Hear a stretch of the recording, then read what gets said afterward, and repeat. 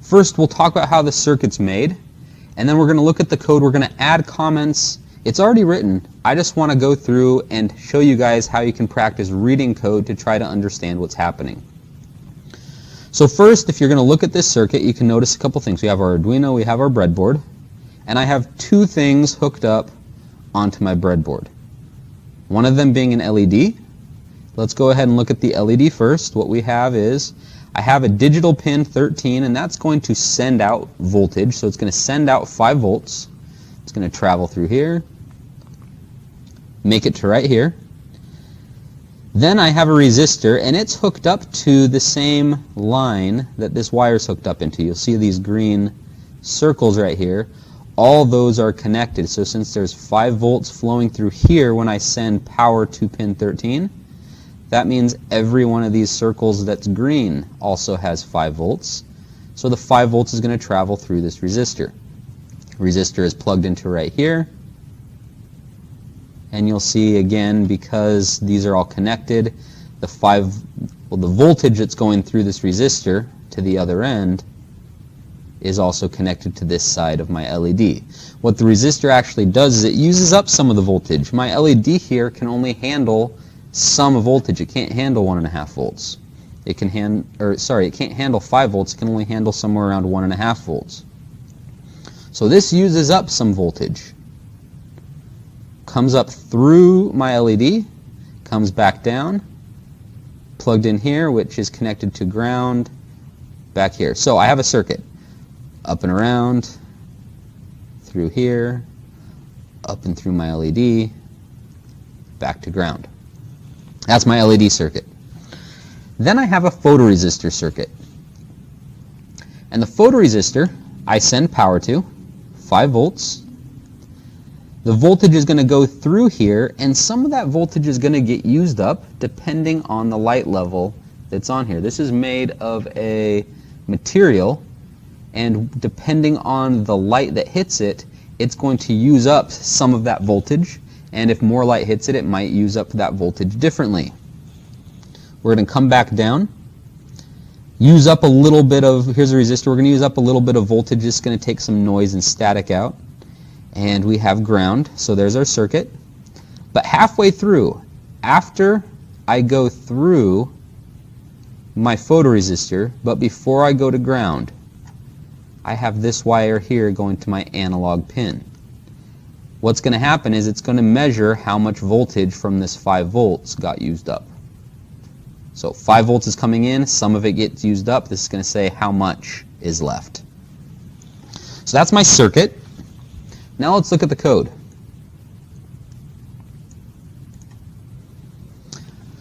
So I have code here. Let's go line by line. So first I have a byte of space. So that's a value between 0 and 255 that I can store in there. And that spot in memory is called LED, and I've stored the number 13 into it. Then I'm going to have, and this is my global variable. Then I'm going to go into my void setup. This is what runs first and runs one time. I have a pin mode. That's going to set up my pin LED, or in other words, my pin 13, since 13 is saved into LED. So it's going to turn pin 13 into an output. It's going to allow voltage to be sent out of that pin. Here on line 7, I have serial.begin 9600. For now, that's just syntax. Don't worry about exactly what every piece of that means. What this really does is it is going to make sure that we can communicate between our Arduino and the computer that we're running the Arduino on. And I want to do that so I can look at values. If I run this and this light's flashing, I know my code's working, right? My LED is outputting information. I can look at it and see things are working. This is a sensor. It's inputting information. Everything's internal. If I shine light on it, I don't know whether it's working. I don't know what those values are. So to know what's happening is I need to look at the inside. I need to look internally what's happening, and this is the thing that's going to help me be able to do that. Alright, we're done. We're done with the things that we just need to do once at the beginning. Then I'm going to go into the loop. And it looks like we can fit the entire loop on here. The loop's going to run next, and it's going to run over and over and over again. It's going to continuously run. Inside of here, I have another spot in memory saved. It's called thresh. I'm calling it that for the threshold, meaning a limit. And I made it an unsigned integer. I want to put a number of 700, possibly 1,000 in here, somewhere up around that number, which means I can't use a byte because a byte only goes up to 255. So I have to use an integer. It doesn't matter whether I use an unsigned integer or I just use a regular integer. It's not going to change that much. I know I can't put a negative value in here, so that's why I went ahead and put unsigned in there. It's showing that I understand I can't put a negative value in, but at the same time, it's going to run just fine because I'm never going to run out of space just with a regular integer amount of storage. All I want to do is I want to be able to put a value in here that's around 500, 600, 700, 800 maybe. Line 14, I make a byte amount of space, and I'm calling this photo pin, and I saved 0 into it. Let's look at this over here. I have my photoresistor, and my photoresistor is connected to analog pin 0. That's what this is referring to. I want to know what pin my photoresistor is plugged into. It is pin 0. And then this line here is going to be one of the most important lines that we discuss. I have a lot going on here. On the right-hand side, and we want to look at the right-hand side first, this right-hand side is going to happen first. We're going to take an analog read. So it's going to read my analog side, and it's going to read the photo pin from that. So this is saying we're reading analog, and now that we're on the analog side, read the photo pin, and that photo pin, remember, is up here, equals 0. So we're reading pin 0 of our analog side. Whatever value is coming out of there, assign that into a new spot called photo val. I made new space for this. Again, it's unsigned int. A regular int will work. If you want, I can change these both to int just to make it a little bit simpler. So when I take an analog read, remember the possible values for that are going to be on the low end 0 or a maximum of 1023 or anywhere in between. So it could be any of those. So it's going to get a value, and whatever that value is, it's going to save it in memory in a spot called photo val. Here on line 17, I have what's called a serial print ln, and what this does is it allows me to print to the screen of my computer whatever is saved in memory called photo val. So up here I saved something in photo val. Here it's going to print it to the screen and say this is what we have stored here. That's how I'm going to see what's going on with my photoresistor. I can tell what the value is because I'm printing it to the screen. What this ln does here is it allows the prints to go vertically instead of horizontally side by side by side by side. Now that I have a value saved in memory, I have a simple if statement. If thresh is greater than photo val. Now remember, I said thresh is 700, and thresh strictly means a limit. So what's my limit? I set a limit of 700. So if 700 is greater than whatever's saved in photo val, enter this scope and run it. And that's it. If it's not true, it's going to skip this entire scope. Well, that's the end of our loop, but since it's a loop, it's going to come back up. It's going to do the whole thing again. It's going to check our photoresistor again. It's going to see what's happening. Let's look at inside the if statement. Inside the if statement, I am blinking something. Turn on my LED. I have a delay, so it's going to wait some time. Turn off the LED. and then I'm going to wait some time again. That's going to cause a blink. I'm not going to quite talk about what's happening here yet.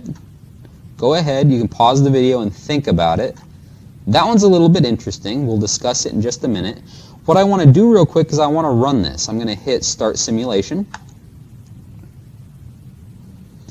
And we can see that it's blinking, which means we're getting into this if statement. But what I want to do is I want to know what's going on with our photoresistor. If I click on the photoresistor, it gives me this little slide bar. It allows me to say it's nighttime, right? No light. Or it's bright, over onto this side. But I don't really know what's happening inside of this photoresistor. But if I open up my serial monitor, because we have this line right here on 17 that's printing out the value, I know that I'm reading a value of 517.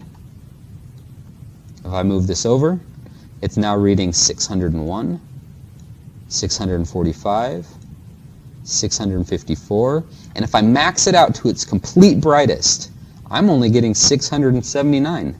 I'm not getting the 1023.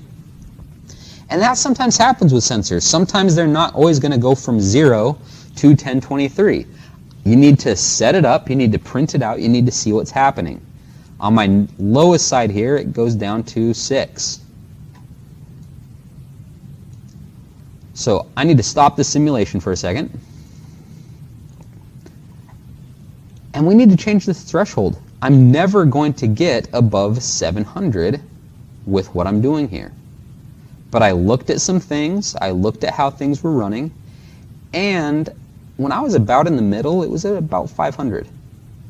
So now I can go ahead and I can change this and say, you know what, I need a new limit. I'm going to put 500 in here. Let's go ahead and run it. Open up the serial monitor. Right now we're at 6, 100, 200, 300, 400.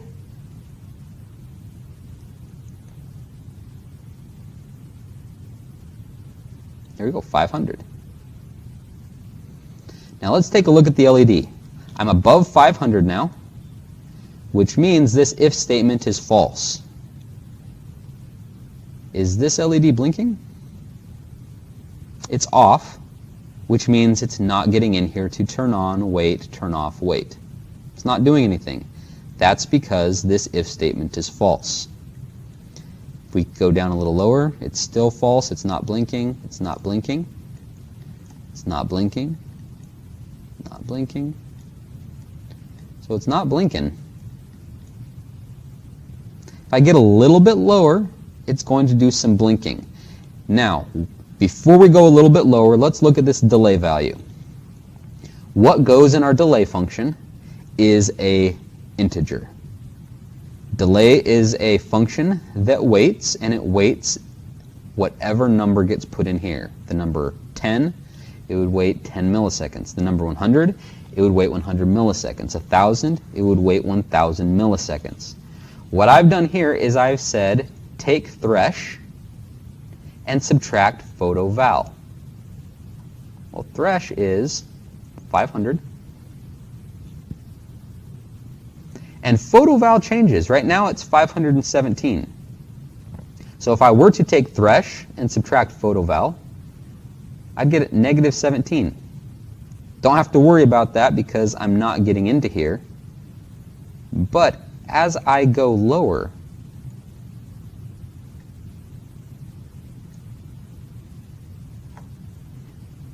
I'm now inside of here. You can see that this turned on. It doesn't look like it's blinking though.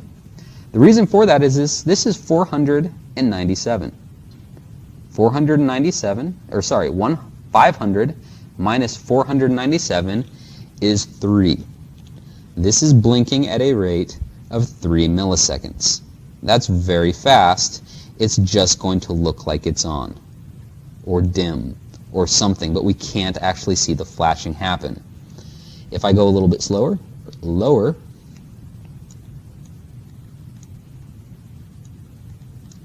we can see a little bit of flickering maybe. You can see that it just kind of darkens just a little bit. I go down a little lower. I can see it definitely doing it, and the flickering is getting a little slower because this number is getting larger.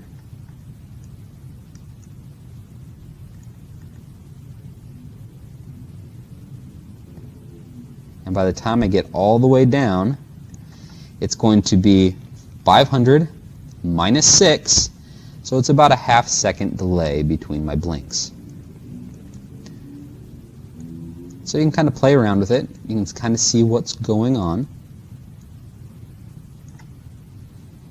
And that is this code. And I expect you guys to be able to do this a little bit. I'd expect you guys to be able to look at a circuit and say, okay, what's going on? I have an LED. It's plugged into pin 13. I have a photoresistor. It's plugged into analog pin 0. Let's see. We have pin 13. It's an output. That's our LED.